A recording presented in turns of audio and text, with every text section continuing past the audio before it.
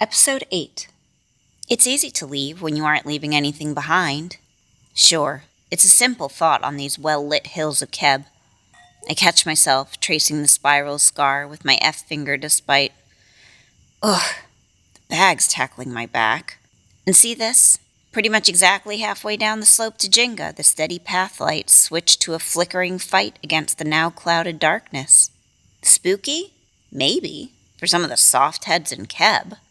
Memories of my time outside the sanctuary are fractured and warped, but still, I recall that there are things more frightening than the shadows of slumbering houses and the silence of amplified darkness. Nothing will hurt me inside these high walls. There's been no violence for like 100 years. Nothing to fear here. Not yet, anyway.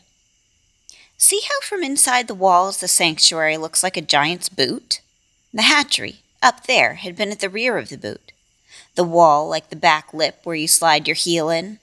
Down, down through Keb, the tall ankle bone. A green ankle, of course, as Keb is the only place inside the walls that still has trees. And here I am, weaving through the laces of the footpaths that lead down there, to the unsightly and smashed-together toes of Jenga, bunched up and bulging at the lake's edge. Except for that big toe of a cliff poking up next to the water. Yeah, it's hard to see now, completely covered in the slime and earthy tangle of vines grown, rotted, and overgrown again for decades. But remember what it looks like from here. We'll see it again. Gods of destruction! Here comes the wind.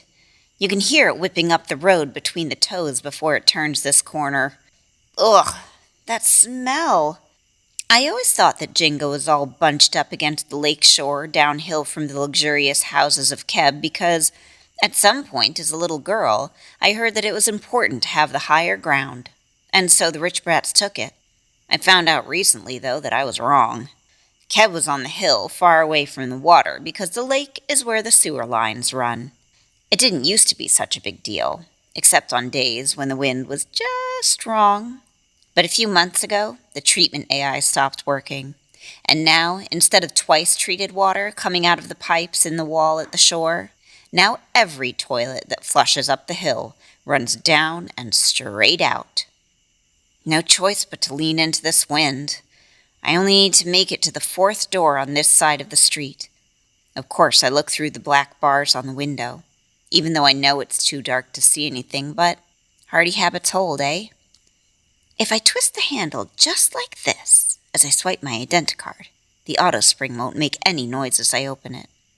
As usual, I have to feel my way through the small hour darkness. I don't write any words on the ecropad of the fridge. I only draw a single inner swirling line.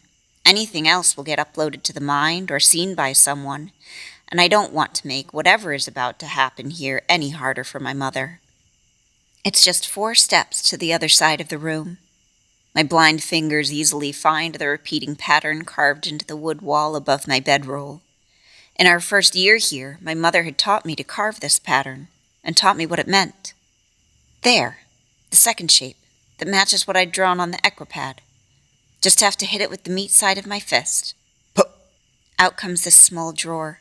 I can't help but crinkle the piece of folded paper a bit before I put it in. After I slide the hidden drawer shut, I make my way out of the flat this very last time. I brush my fingers over the deep, careful grooves knifed into the wall by a little girl who already left long ago.